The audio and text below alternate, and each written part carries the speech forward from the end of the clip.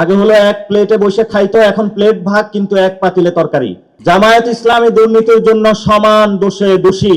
করে যাব আত্মমর্যাদার প্রশ্নে আমরা এক বিন্দু ইনশাআল্লাহ ছাড় দিব না ইনশাআল্লাহ। জামায়াত ইসলামী সহ প্রত্যেকটা সেক্টরে বাংলাদেশে দুর্নীতি করেছেন, আর এখন নতুন করে প্ল্যাটফর্ম লাগিয়েছেন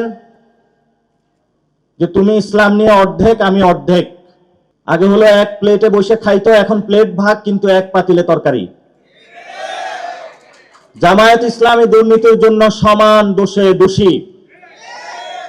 মানুষ এগুলো এখনো ভুলে যায় নাই।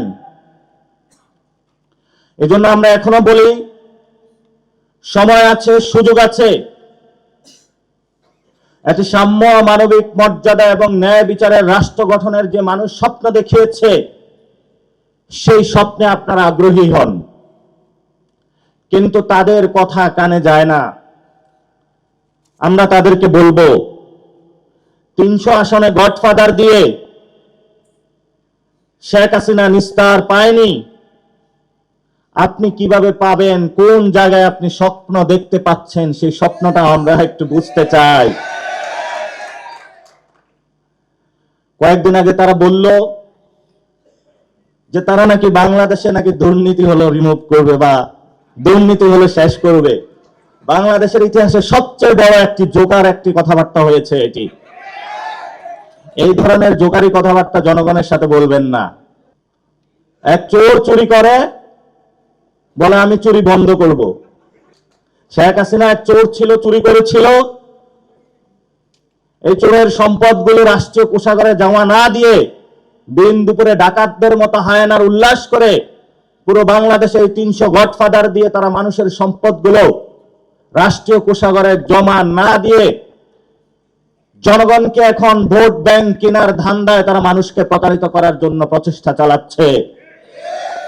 আমরা বলবো শেখ হাসিনা যেগুলো চুরি করেছে, এক চোর চুরি করেছে মানুষ থেকে, আরেক চোর গিয়ে তাদের থেকে চুরি করেছে। এটা তো আরো বড় চোর। এই চোরদের থেকে সম্পদ উদ্ধার করে আমাদেরকে রাষ্ট্রীয় কোষাগারে জমা দিতে হবে। আর এই জন্য বাংলাদেশের যুব সমাজ রয়েছে, ছাত্র শক্তি, যুব শক্তি, তাদেরকে কঠিন ভূমিকায় অবতীর্ণ হতে হবে। আমাদেরকে ভয় দেখানোর প্রচেষ্টা করা হয়। আগে ধর্ম ব্যবসায়ীদের দেখতাম এক রূপে, এখন নব্বর ব্যবসায়ীরা অবতীর্ণ হয়েছে মাঠে। তাদেরও দেখলাম আবার বড় বড় কথা বলতে। তাদের যে প্রার্থী তালিকা অতীতে ঘোষণা হয়েছিল, সাংবাদিক ভাইরা একটু খোঁজ নেবেন। ওই সময় তো জামায়াত ইসলামী নামটাই ছিল না, তাদের প্রার্থী তালিকা দিয়েছিল জাতীয়তাবাদী রাজনীতির আন্ডারে।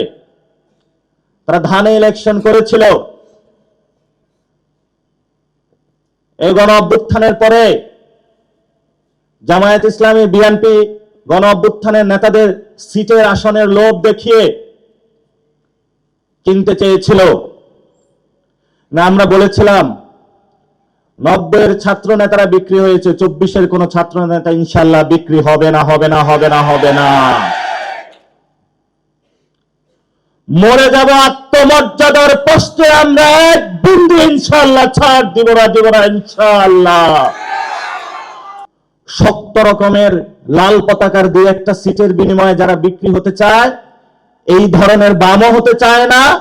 ধর্মকে ব্যবহার করে যারা প্রতিনিয়ত বাংলাদেশকে ধর্মকে বিপন্ন করছে, এই ধরনের ধর্ম ব্যবসায়ী হতে চায় না।